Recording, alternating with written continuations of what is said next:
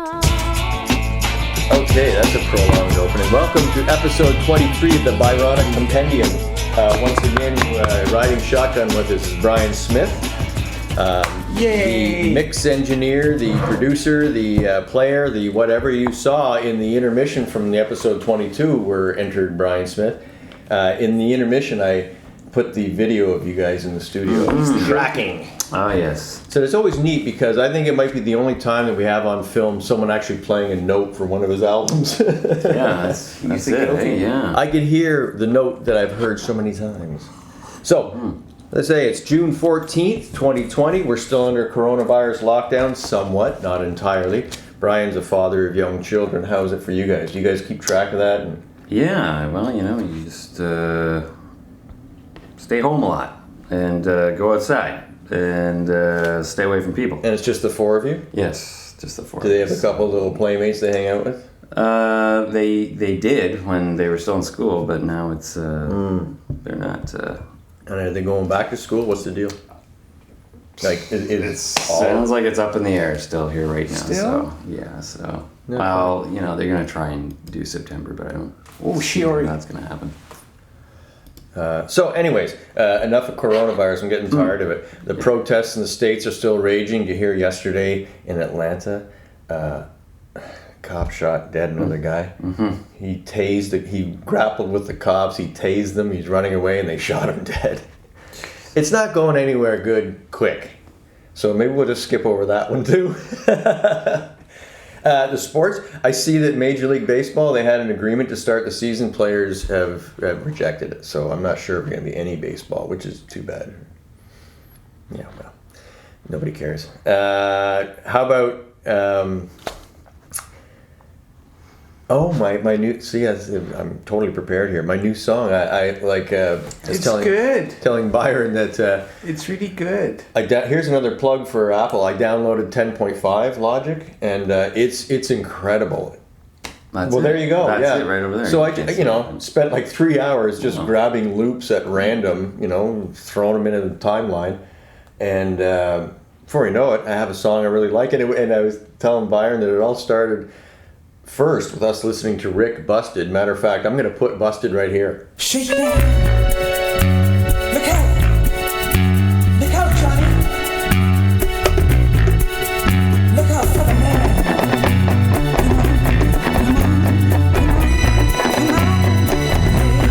Don't want to get busted. Busted. Don't want to get busted. Busted.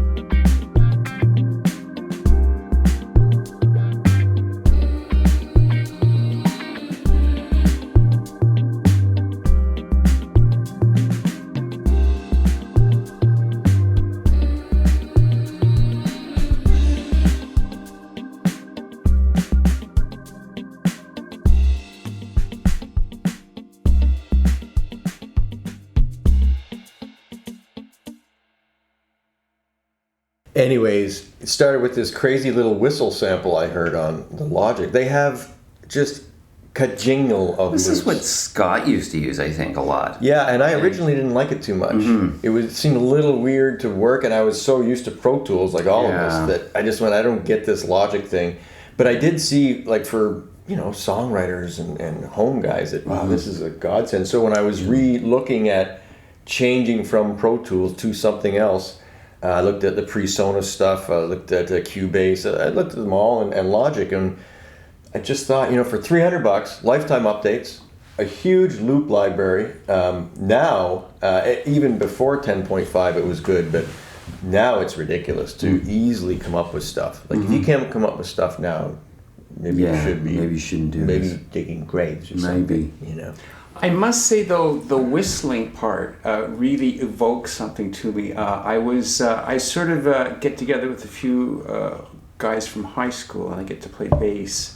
And the songs are sort of very sort of Neil Youngish 3-chord songs and stuff like that. JP plays drums, and this guy plays acoustic guitar. So he had a song that was of the sea, or had something to do with the sea and stuff like that. So I mentioned to him when we were sort of putting it together, I said, he was a really good, he could whistle really well. And I said, could you whistle the verse for me, just playing your acoustic guitar? And we added some verb on it, and the band would just come in the chorus, and just the sound of somebody's whistling, evoking a simple melody. I mean, I don't know whether you're born inherently with that sound, but it's so beautiful. Oh yeah, some people can really whistle. Yeah, and he was really good at it. As an instrument. Yeah, and just following a simple melody. Sorry, but it was just Lead whistle. but it takes me aback. Like as soon as he did it, I was just almost floored by listening to it because it was so beautiful. And but can you take it seriously? It's tough. Like it can be a beautiful thing, like anything. Like you've always loved oboes, like that weird reed instrument sound, and it can sound really cool. Like I more than love oboes. Anyways, whistlers. That's where this thing came from. I heard this stupid little loop. Yeah, I guess you'll have to hear it at some point. Go to the dark web for the oboe. Anyways, we digress. Check my Reddit column. We're now firmly entrenched in what? Can we hear your? Are we playing that? Or can you play Shiori? I have a new song. Yes, we can. And I just am I ruining it for you? No, I don't care what happens here. I'll do something visually and put that song up. So this is very simple, but this was me taking. This is for sure the Baby Taylor acoustic guitar that, but I don't. I remember. Oh no! I recorded. Oh no! You actually had it on this page. You just had moved it. I saw it's on your Byron stuff. Well, it was the page before, and I went. And there it is. Yeah. Okay, we're gonna play that. So, any Please. other intro you're gonna give? The glitches were on purpose. I was having a problem with my computer sort of saving this, and it was so I saved it once with the glitches. I sort of enjoyed it, but okay, I'm just gonna cue it up before we actually play it here. So this is what I sort of do. I just sort of take a couple chords and. Make it stop. So this took a couple weeks. Yeah, the chords were already there. I just sort of had to figure out. Tell me what. Oh my God! Hang on a second. Hang on a second. Tell me when you're ready. Just play it loud enough. Yeah. Okay. Go.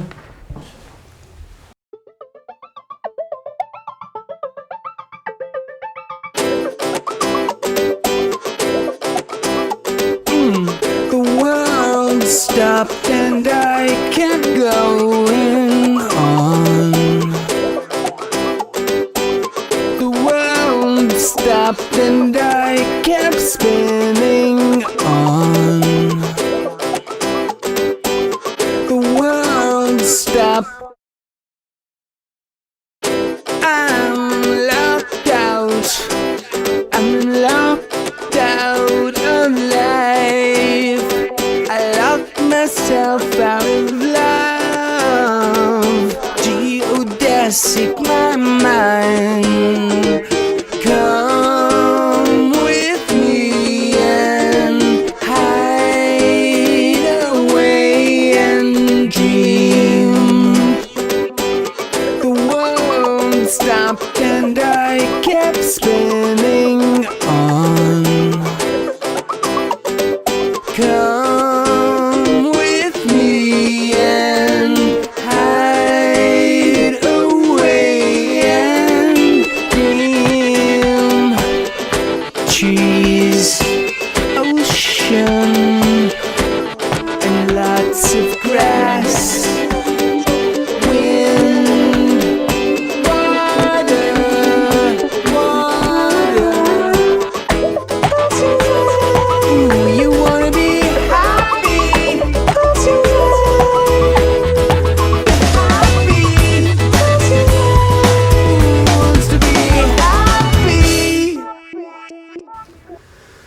like that.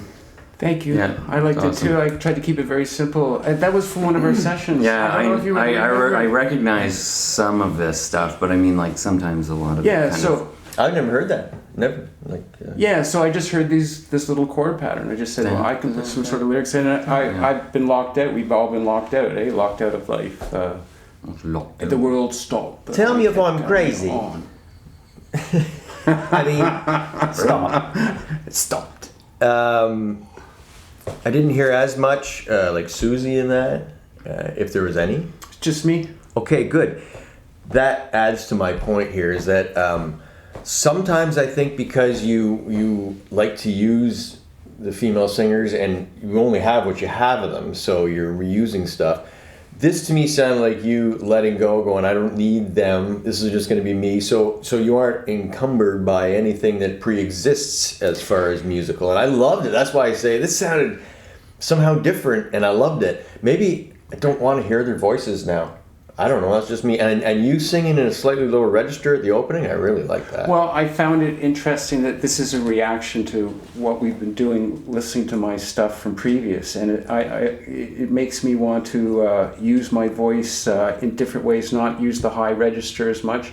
I hear it so much in my stuff. I think no. This is how I should be sort of singing. Maybe you should be listening to your stuff more. You know what I'm saying? Oh, yeah. Absolutely. No, this is this is part of my reaction. I know to you it. do stuff. You never listen again. So I wanted to keep it very simple. There was no bass. I would just had two little sort of simple things and stuff like that. So yeah, it was just sort of a reaction to all the too much Byron stuff that I keep hearing on my stuff. That's great. So I really just liked tried it. to, I whack really out. liked it. Just keep it simple. Yeah. So these 2-minute things are so fun to do because you already have half the stuff done. You just sort of have to think of the lyric and stuff like that. We all in society have short attention spans, and I do believe that things are just getting shorter and shorter. Like, you know, I don't see anything wrong, and you've always been leader of this, a 1-minute song. If that says it, Her Majesty, you know. I have to say something. My one and only record that's online that I did probably 6 years ago, every song is only like 30 to 40 seconds. You just get a real nice little riff and then you just layer on top of it and move on. You take the best part out of a song and that's the song. Mm-hmm. It's like, I agree don't know, wholeheartedly that it's sometimes, you know, when I see these obese songs, you think of the Yes albums and all. And yeah, I get it. You're great musicians. sometimes it's cool. You know, there's a few records that you can sit there and, oh yeah, I'll listen to this ridiculous 8-minute song here. But personally, yeah, I like just making little short songs. I guess it kind of depends on sort of the song and what you're doing it for. I would say that it's always the eternal problem for me about letting songs breathe. And so I sort of get the 40-second thing because you want to get in and out before. But sometimes the listener wants you to sort of massage. You know, somebody who really likes your stuff probably is not ultimately happy with a song that they like that's only 40 seconds long. They would like you maybe to massage it more and stuff like that, and especially if you're driving and you hear a nice driving song and stuff like that. And you don't. Over. Yeah. I just Good thing I was just driving around the corner. Because I say all this, but I can sit and listen to Inagata Davida, the whole thing, like 50 times. I love it. So I do like longer form stuff. I just think that you shouldn't be constrained by a length. Like, oh, what is it, 3 minutes, 45 seconds? Perfect. You know, like, right. I don't know. Let it say its thing. Yeah, I don't know how sort of they came up in the radio with sort of these 3-minute songs and stuff like that because a lot of advertising, right? And you could put 2 or 3 in a row and then add, you know, and you could get a variance and you could offer other bands and payola scams opportunity to get on the air. Right, because, you know, I hear a lot of pop songs and there's such a lot of, and I mean, that's the balance. There's such a lot of repetition in the way pop songs are constructed.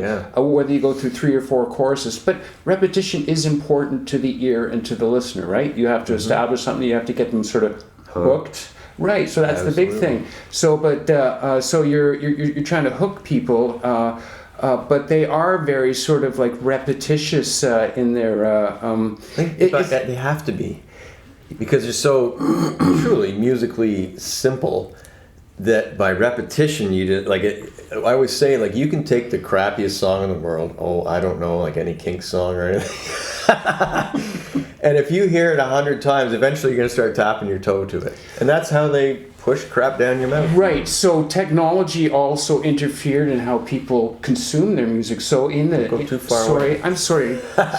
But in the 60s and 70s, the only way that you heard the radio and all the hits would be the radio station. There wasn't even FM. I remember growing up till 1976. I think FM came about. There was always sort of a much else. So it was mostly AM. There was only 2 stations that you could sort of hear the music. So a lot of these songs that they would play on the playlist and stuff like that, of course they would hook you because you heard it like 5-6 times like a day. But now people, right? It's all they can change the button like that and stuff I like can that. find the exact thing I want to hear right now. I want to hear a cricket band Right. playing, you know, a polka song. Which is a beautiful- There's a station for it. So that's a beautiful thing, but maybe people are missing out a lot of ways where they don't get something just sort of, maybe by the 3rd listen. I think we've all experienced that. Something that you find sort of difficult on the 1st listen. It's sort of difficult for your brain to get around. But maybe by the 4th or 5th listen, it just sort of clicks in for you. Oh yeah, I love that click. And then it's just locked in there. It becomes part of your DNA, like thinking, this is the best fucking thing I've ever heard in my life. Yeah, the hook, yeah. I know that I re-experienced it because it's been a while since I've worked on musical pieces and all. But I'm sure, Byron, you experience it all the time, that you're the first person as you're working on this piece to hear it and to have it click. And you're going, oh yeah, okay, I get, and you become just so good. You're going to sleep and you're doing this thing, and I hadn't done it for a while. You know, have that experience of just all immersive on this one thing because it just becomes a bed bug. And I know it's like you're going, somebody listen to this. Like, am I stupid? Is this good? I don't know. Yeah. Well, that song you just were putting together must be in your head these past few days. Yes, How and can it not? that's the song of happy mistakes. We talk about it. You know, I'm just saying to Byron that, man, oh man, if you have musical aptitude, by logic, it'll tell you whether you know what you're doing or not. Like in the sense that can you just spot the cool thing and add it with other cool things, and it's not just a mishmash of crap that it just happens to be in the same BPM and key. You know, that was the other thing with this song I loved is the way you use modulations all the time. That was cool. We talked about pet sounds and stuff earlier. The way, well, I know. I'm bad with names of songs. A song that had about 4 or 5 mods in it in the first 30 seconds. Anyways, whatever. I'll click that part out for sure. So, anyways, from this same session, the next song I'm going to do, there's an amazing, and I think it's mostly you, but it's you and Steve. There's an amazing guitar solo, which I should have it done in the next couple of one of us, then, was it? Yeah, well, I hope you're around the next couple of weeks so I can play it. At least you'll be here and listen to yourself. And it sounds like $1,000,000, the guitar part I have sitting there. Well, I know it's not me. It must be you. And it's funny because in the past week, I was just going over because I have tons of stuff. Obviously, as your career was getting, a little older and technology was catching up, we could store more and more crap. So I have lots of artwork from Koi Paradisio. I have some notes here that don't happen on the album because, of course, we did it mostly in pretend Italian. So nobody can read it. Pretalian. That's right. For not Italian. So a lot of the notes are right here, and unfortunately no one's going to be able to see it. I'll put them up on the screen, but it does give us a bunch of info here, who's playing what and kind of what happened at the time. So I'll let you peruse this, but I thought maybe we'd hit the next track. Can I just say, just in case Bryan is not happens or can't make it next week, or can we do the one? We can do any order because we already have a contradiction. Well, I know that there are a couple ones that are really Bryan-centric. There's the one that you played the synthesizer on. The Mosquito song. The Mosquito song. Yeah, can we play the Mosquito song? That would be awesome because that synth was just completely took me for... What's it called then? I'm trying to think what it's called. This is great. None of us know any of the No, wait a names of the minute. songs, or the orders are different on no, the out of this online album and the released one. So there's all kinds of Easter eggs for people to find in this Out of music. out of this world. I Yes, think that's Out what of it This is. World. Yeah. Out of this Okay, world. so I found Preface this up a little. so the hard drive that I'm going through that actually's got just the song previous that I just played you guys has also got the version of Out of This World with the drums on it. It's an incredibly hip hoppy track. Yeah, I remember with the. Is this the original or is this? No, this will be the album version that we're listening to, and this is what we ended up with. Are we done a half an hour? Because I don't want to. No, but maybe I just preface this a little bit. For my take on it, we were looking for different ideas on the video side of things because, and I'm just speaking video wise. And by nature, the album, the Cancer album, Beating Cancer, the relationships, everything, there's a lot of analogies that are drawn into real life. And the mosquito sucking blood out of somebody was always one we like to use. And so we went and we were doing a search for mosquito stuff. And that's how the visual end of this thing came up. And it's so bizarre and awesome. And then what Bryan did to it just was perfect. What was the synthesizer that you ended up using? I used a Korg MS-2000. I had just bought it. I bought it from somebody that Steve Foley knew, and I just really got into using that thing constantly at home. And then we were mixing the record at the same time, and I just kind of started. It was sitting there, and your session was there, and it just kind of one of those. And What? Oh shit! Sorry, I didn't mean to do that. I'll just cut that out too. I was thinking too, wouldn't it be neat to, because the original version was a full-blown song, and yeah, it was huge. I don't know who. I think maybe you said, "This is what I'm thinking of doing." One of you showed me this thing. It was like complete left turn, and and then after it gets you, you go, "Oh my god, I can't imagine it the other way." This was a case of this was a session where it was the whole session, and then it was like, let's sit down, look at this, and start soloing everything. Okay, let's just solo the vocals, and then let's solo, this little kind of little bits and pieces of this and that, and then I think that's when I had already done this synth track, but I was just kind of keeping it hidden for a minute. Let's solo this and this and this, and let's play this for about 10 minutes, and let's have this be cemented into our heads. Yeah. And let's let me give you another alternative. Okay, right. so then we would leave with we would come in with 2 alternatives, and we would leave with about 7 alternatives. So didn't know where to go with that. But That's tough. but this album, so this song had drums, had a full orchestration to it, and I got it. it just went completely 180 degrees the other way. But I was sort of very cool with it. It was just sort of a very sort of abrupt change. But just listening to the synth, how the synth notes went against the vocals and stuff like that. What song are we talking about? What's It's not on England? here. Yeah, I didn't see that. But I didn't see it on here. Strange as it seems. Oh, there it is. Okay. Not strange as it seems. That's Sorry, not strange. It's, out of this world. So we don't even have not that on in there. the. cut. I think there's lyrics on here. I don't know what Director's cut. Yeah, good. Okay. So I'm not sure. Maybe we have the original version. I don't know where this That would comes be from. interesting to hear the original version. This is Go to break, come back, and then hear the album version. Yeah, you should do that. Yeah. Okay, so this was supposed to be an shit, what album am I with this was supposed to be the album Space Cake. I remember Space Cake. Well, yeah. So this was before I got together with Bryan. Yeah. So there's supposed to be an album called. It's like mooncake. Why is Space cake. Okay, but you had it. Okay, so this has nothing. Oh my god. Are we still going?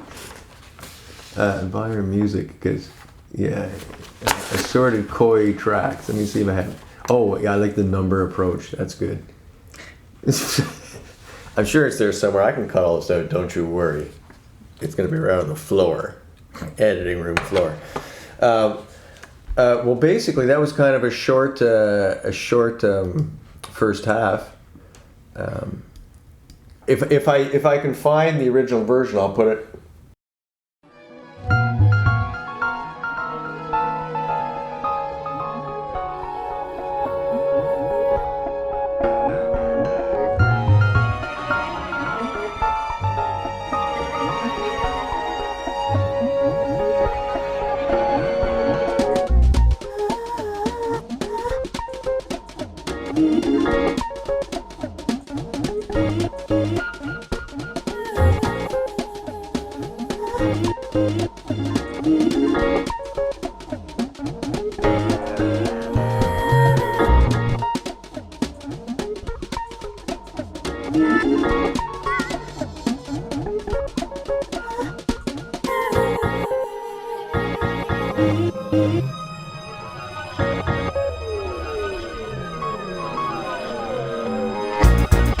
Sometimes I just can't feel a thing. I want you know how that feels.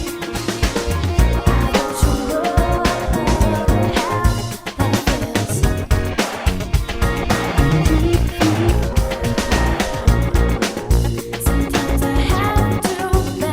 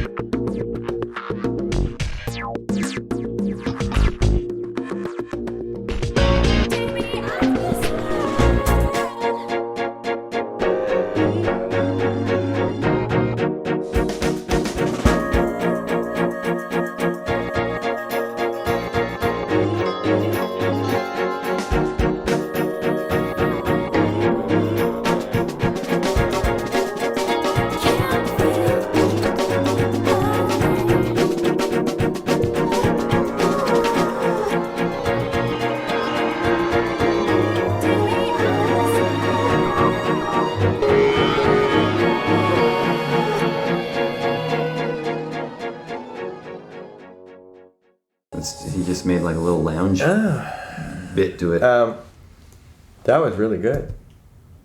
That was fun to hear. 5 minutes. Susie sounded like a So Let's hear the other one right Post break, now. post break, you're going to hear Bryan's interpretation of the musical part, and I'm gonna ask him where the fuck that came from. Together we loved you, Wyoming, Wyoming, Wyoming. Why'd you take my love from me?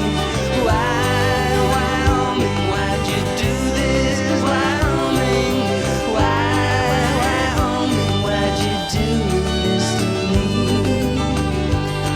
me? All right, so just a small time ago, you listened to Out of This World from Corey Paradisio, the version that did not make the album, because what happened was once Bryan got involved and was listening to these tracks, he listened to that last one and thought, Do you know why we pulled out all? Basically, we took sort of like a very sort of rhythmic tune, I would say, generally, or the version that we heard. By the way, I like those brushes. I like that little poppy brush sound from the song. Yeah, that we're listening to. But we ended up sort of, as Out I of said, This World? Out of This World, the version that we just heard. It's got like with the drums. train beat, you know. Oh, right, yeah, that's true. With Yeah, the yeah. brushes. Jeez, I forgot about that kind part. of a, I got it. Yeah. bippy sound. Bippy with bippy. But we ended up Train cutting beat. it all, yeah. And we ended up getting to that very sort of black, sort of what I sort of call that sort of Berlin sort of. It reminds me sort of 1920s, 1930s. That sort of. By the way, you guys seen that thing on Netflix where they do that German drama? I forget what it's called. Babylon. Would that be right? Oh, it's awesome. But it's set in the 20s and 30s, stuff like that in Berlin. But it's got those colors, very sort of muted. Although we did end up using blue on this video. But yeah, it sounded very Kraftwerk-like to me. Well, I was getting into synths really heavily, pretty much at that point. It was like I just wanted to keep getting more of these like actual. Instead of using Reason, and I used Reason a lot then too, but instead of using all the virtual synthesizers and stuff, I just wanted to have some knobs and some keys, you know. Where are you getting your synths from in your head? Are you thinking like were you when you grew up? Was it like Depeche Mode or one of those synth Europe guys? Those synth like. No, I wasn't into them really, or like it was. I guess it was coming from like Nine Inch Nails and. Like art house, experimental stuff. Because part of this podcast is all about creativity and where does it come from. I wonder, because when I hear that song, I go, again, the viewers haven't heard the new version, but I think, like, how does that come up? How does it come up in your head? Like, did you think, let's get rid of all the music and just go with... Okay, so my problem with that song was everything. So unfortunately, it's great, but it's probably more of the same kind of song, just, you know? Like, I know we've already had these conversations, so I'm not afraid of hurting your feelings or anything like that. I don't even think that you No, they're way would out get feelings, really. No, You're cybernetic, aren't you? So I just didn't. It was just another like Byron. What? No, I get it. Mesh of Another great sounds. song. Too much. And it was Byron. like I said before when we were listening to it, like, okay, here's the middle. What's going on here? And it's like, okay, like we gotta find the best parts here. Let's find all the best parts and line them up. And then I was using that synth a lot at home with all my other stuff, and I thought, what if this? Oh, I think Byron will like that. Okay, well, I'll take that Sunday and show him and see what he says. And if he doesn't like it, well, then we'll go back to the other thing. We'll start adding more. I'm wondering, should we listen to it? Because we're talking about it, and the one person that's watching is saying, What are they talking about? how No, weird can it be? I can just no, but it makes sense that he found it too, especially with the sounds. I think the tones. It was too. A lot of stuff was going on, Biffy. But with this one, taking it all out and just sort of cementing it with one sort of dominant synthesizer, I think really pulled it together. Every song on this record, you seem to use like there was this one drum sound that I kept hearing over and over, and it was very not electronic. It was very fake sounding. you know. And I heard it again, and I thought, okay, we can't do this again for another song. We got to at least lose that drum sound for one of these songs, and just take it and do something different with it, because that's how you make songs, and it's great. It's a great way you do it, but I don't know how to say No, I this. think he just was, thought, we have to change this. I think he was correct, because I think it's something that we've talked about previously, especially when it's somebody who's singing through their whole album. I find, and I've said it before, that solo albums generally for me are very difficult to listen to because it's much of the same.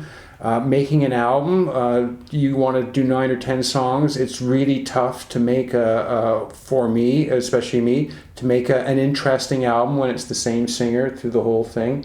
And it is important to sort of take the listener through some type of journey. And if everything's got drums on it and stuff like that, it all just sort of blends into the sort of the same song. And so that was what he was trying to do. He was trying to put some context to these songs. And so some songs he just completely took the drums out and shifted them. And I think that was the correct decision, absolutely, because I think in context this song really stands out. It's very simple. It's very simple in its delivery. It's just a vocal.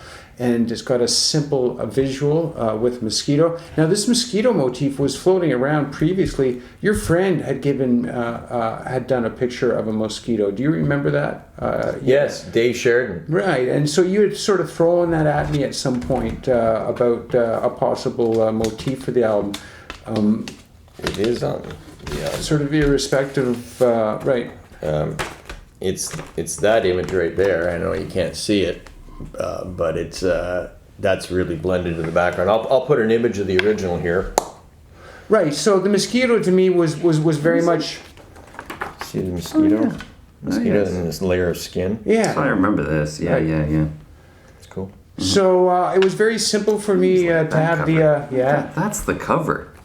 Well, What happened to that? Like, I thought that. you know, you can Yeah. really whatever you like. You know, you go happy, Have this or sad, this, but dead, then- dead and buried. we don't put the But cover. then I don't want that. Well, It's a big the catastrophe. cover is on the inside.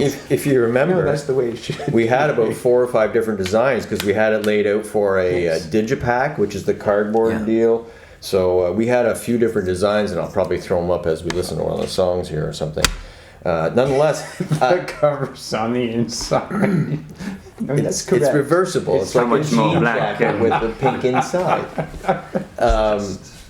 So what I'm suggesting is, because we've been talking about this a lot, that maybe we should let people see it, and that'll tell us about as much as we forgot need. what What I the was gonna hell is say. that thing doing there? Let me just see if this will do this. That will do that. You guys want to listen and see what happens? Go.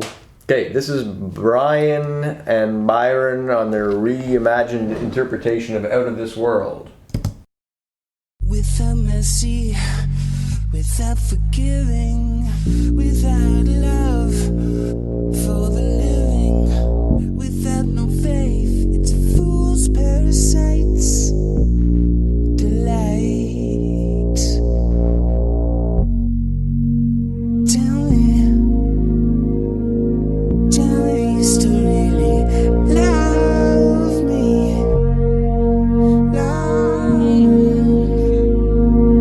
So long ago.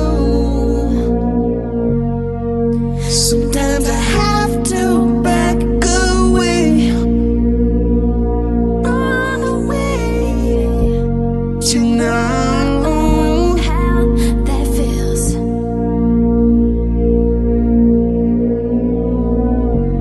sometimes I just can't feel a thing. To know How that feels.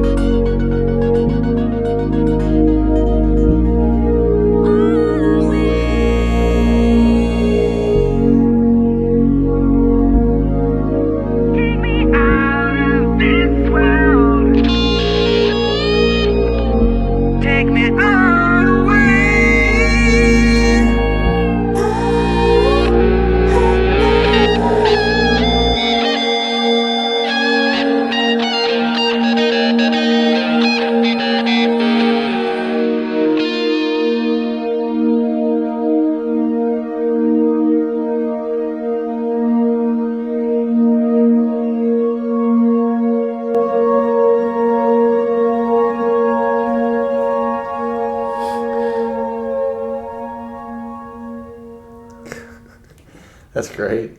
I really enjoyed that. It's Your- compelling. Your synth really, it almost made it like it reminded me like of a movie sort Oh, of yeah, film for noir sure. sort of movie sort of thing, that city at night sort of look and stuff like that. It was wonderful. It would almost play like a string section at points, but I really enjoyed sort of those transitions, those swoopy things that you had and stuff like that. Those were parts of what you had in there, you know, and like Yeah. the little noises that you hear, Yeah. like on some of the build-up. So I haven't heard that in for years, and just the effect of the visual and the vocals and the words, that was fantastic. That was really arty. Yeah, I imagine it just being some. I always say to Steve, the Hoover's once played at the Art House. We played downstairs on Bailey Avenue. You mean the arts court? Art court and stuff like that. It must be good to sort of have like a visual. Have you ever been to the planetarium in Toronto, where you sit on those reclining chairs and you sort of watch those sort of space? Have you been to the planetarium? No, I haven't been. Oh well, it's a very cool experience. Yeah, well, you sit on these recliners, and it's like an egg dome building. So and they have a thing in the center that.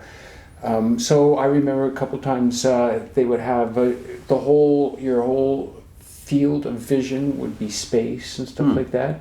And I remember they had Tangerine Dream playing in the speakers, and it was. I'm sure they had them in 5-1. I'm sure they really had it tripped out and stuff like that. Do you remember the band Tangerine Dream? Yeah, so it had that kind of real trippiness and stuff like that. And It was like we used to listen to Brian, music for airports. Yeah, Same thing. It was very There's a name. Oh, I remember music. hearing that. Yeah, you showed me that. There's a name. Yeah, very similar in that sort of vibe and stuff. I'm sure there's some other adjectives. The interesting thing is, a lot of it is just the vintage that you grew up in. You or I may not have ever come up with that. Like that's just the interesting part of what someone else brings in, right? You're always saying too much of Byron, and this was a great case of letting someone take a Byron track and just screwing with it. I always said it was nice because Byron's produced so much stuff that he's pretty open now to someone taking his stuff and screwing around with it. It's not like, this is my 3 songs, you can't screw Don't one of mess them it up. up, That's yeah. the way I want it. No, this is probably the prime reason why it's good to work with other people. Yeah, because it just becomes quickly too much Byron very quickly and stuff like that. But it's interesting that you actually had the physical keyboard itself. Because one of the what did things in my studio is I have a MIDI keyboard, but I have banks and banks and banks of different keys, like Mellotrons and all synths from the 70s, all the different synths and stuff like that. And this is one of the points where it becomes kind of overwhelming to me when I'm thinking for a keyboard sound.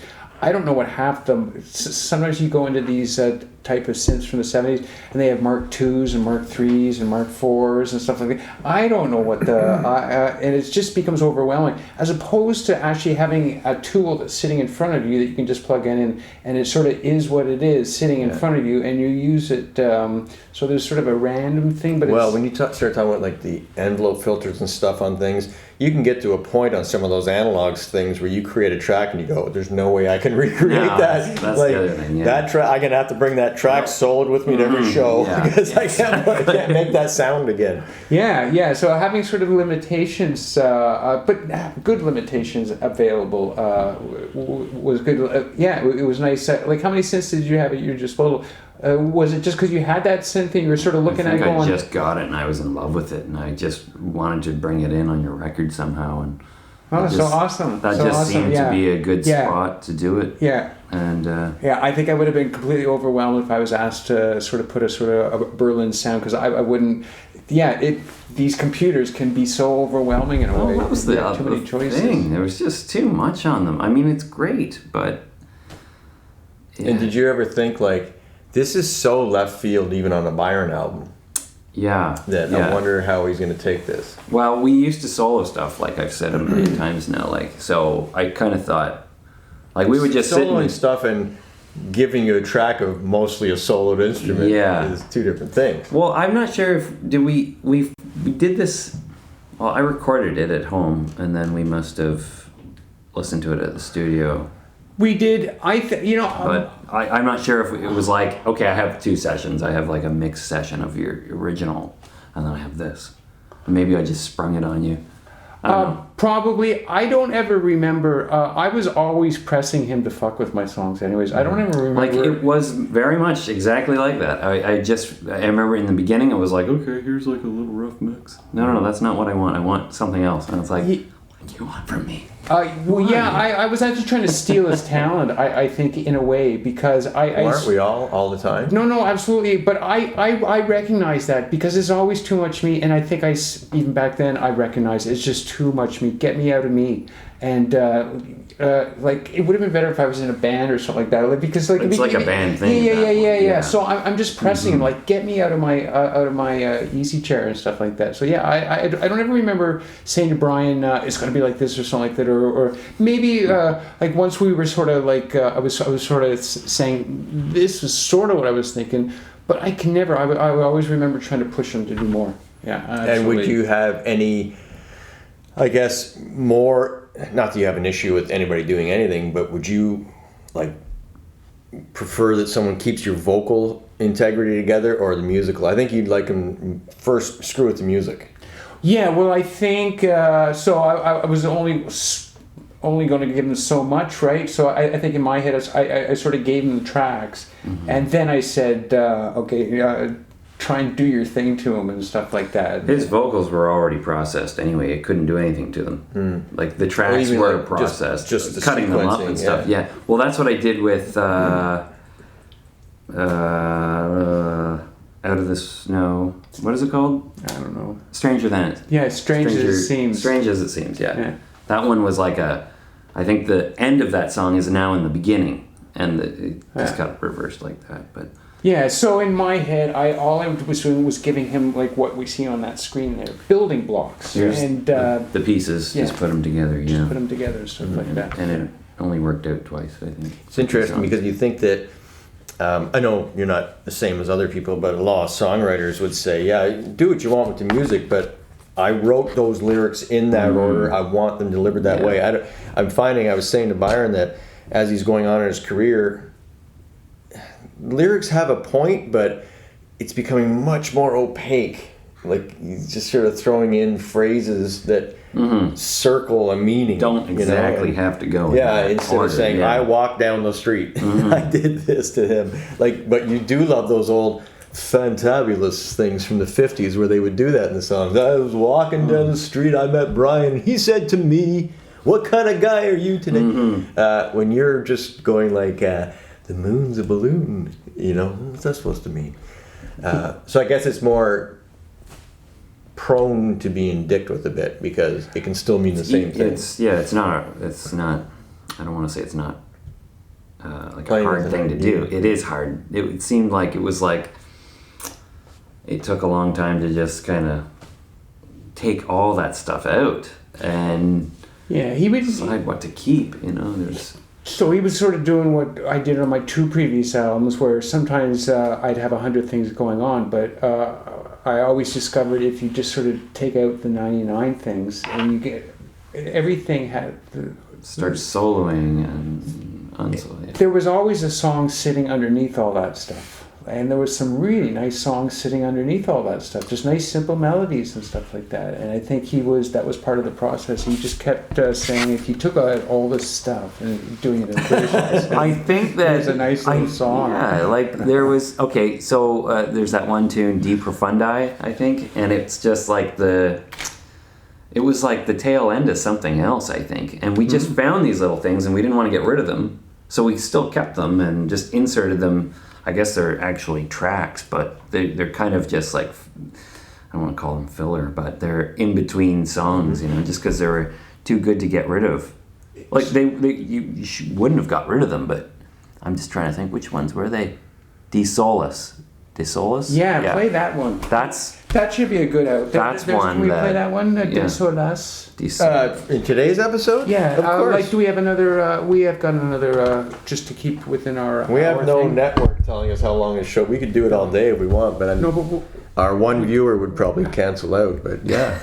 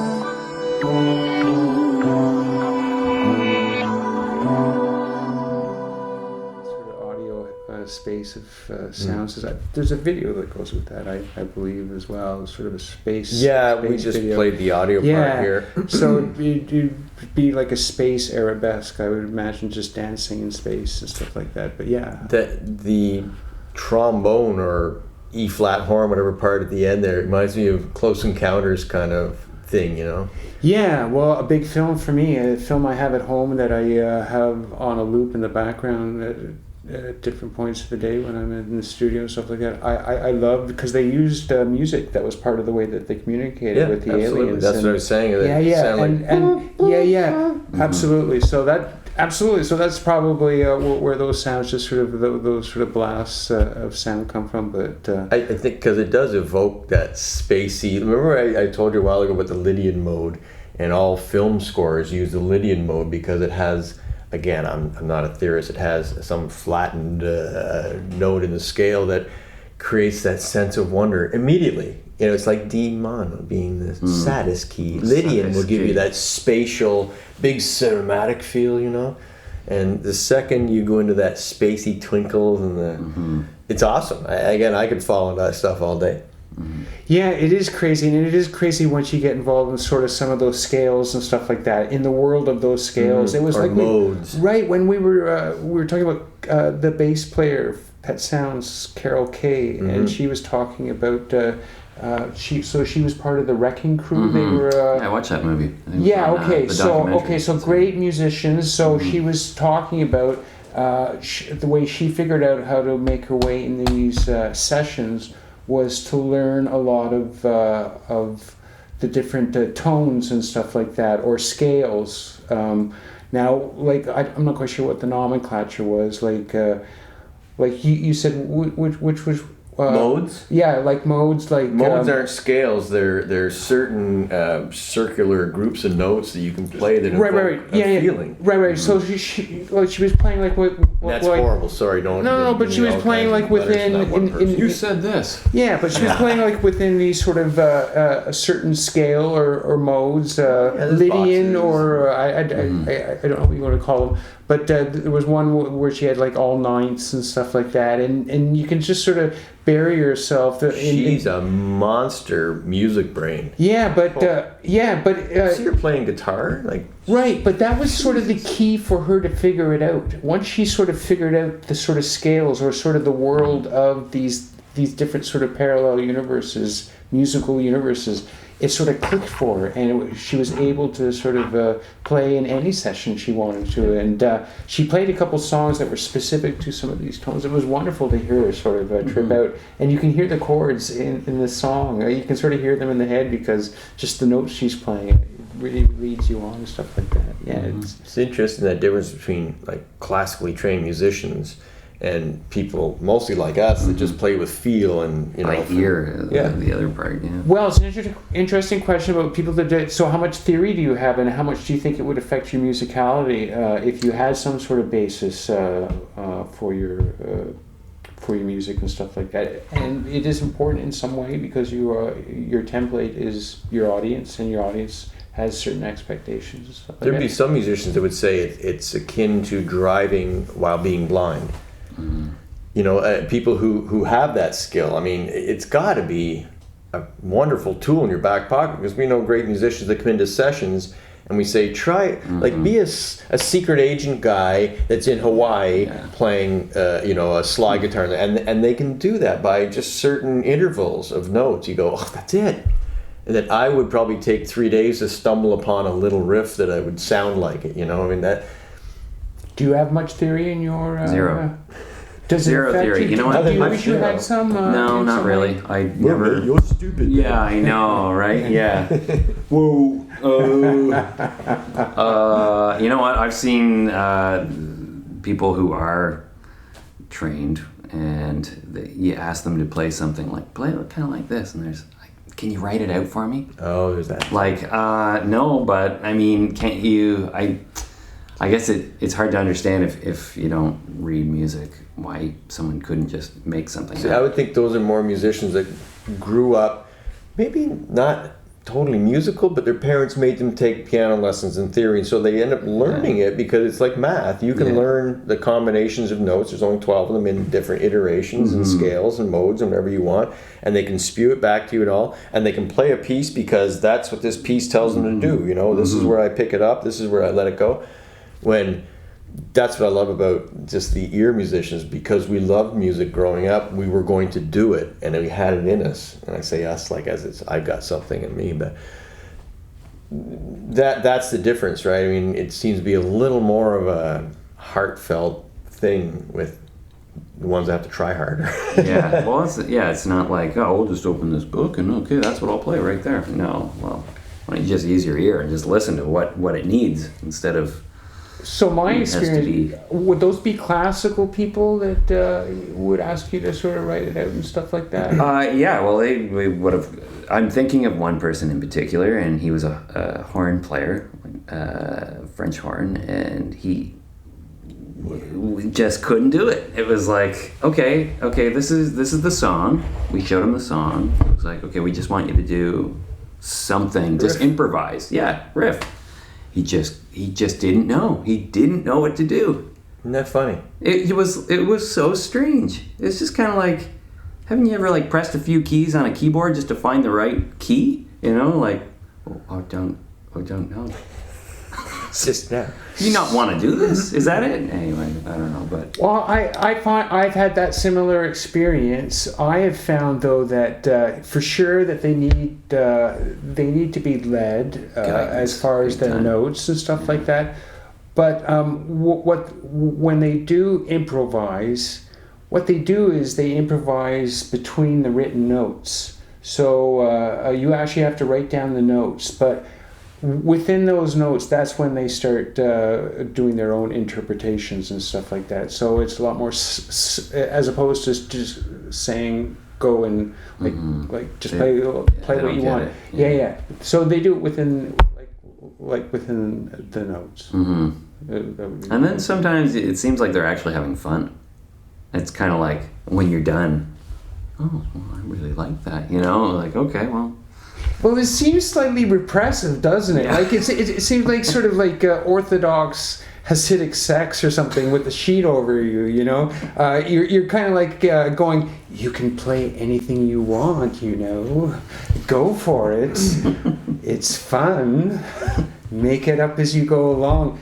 no, I can't. You have to tell me what to play. Yeah, so it seems slightly repressive and stuff like that. I have met some people though that just totally just get off on it, that are sort of classically trained and stuff like that.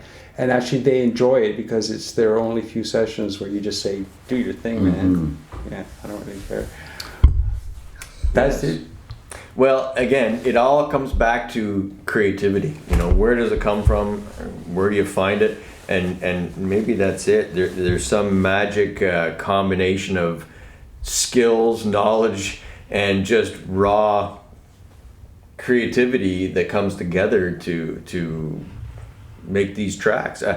Not really sure, but the beautiful thing is that where we can, as guitar players, because it's the most manipulative instrument, right, that you can play. I mean, a violin, but you know, you're not really bending strings on a violin. Vibrato, yeah, sure, but a guitar for me is the ultimate thing where you can make it sound like you, and you can make it loosey-goosey and it sounds awesome, you know, just the right amount of loosey-goosey. Maybe that's it. Maybe there's something loosey-goosey with the way we grew up in the guitar-based stuff. That's the line for your song, just the right amount of loosey-goosey.